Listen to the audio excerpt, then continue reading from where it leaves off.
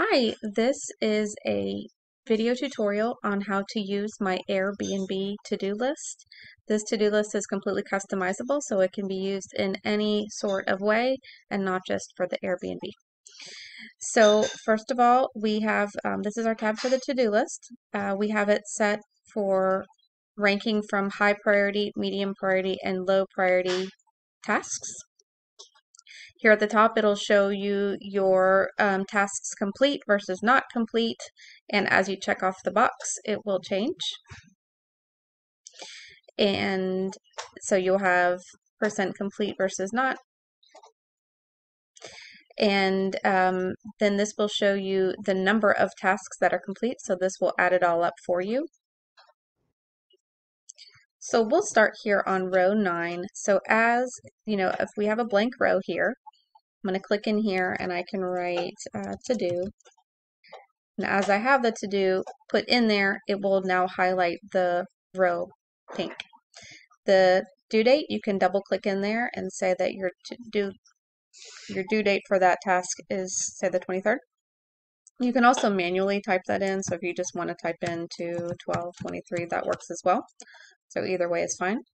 And then once it's complete, you'll check it off and it will measure whether or not you have them complete or not. I'm going to scroll down a bit. So this priority list is long, so you've got room to add more items as well. Same thing for medium priority. So this number will add up as you check off your boxes. It'll tell you the number of complete. And then the pie chart will tell you how many of complete versus not complete.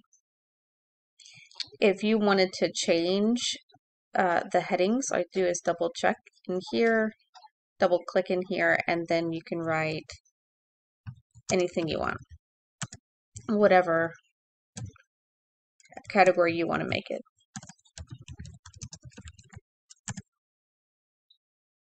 You can also print this out. So if you go to File, Print, you can print that out. If you want to do the portrait, which is long ways, you can print that out. And I would always do, instead of normal, you could do it that way, and you could just do, one at a time, or if you wanted to just scale fit to page, that way it'll print out for you nicely.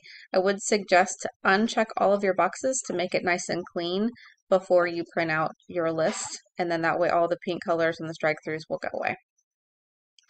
So that is essentially how to use my to-do list. If you found me on YouTube, there's a link in the description below where to buy this spreadsheet. And if you have any other questions, feel free to reach out. Thanks so much.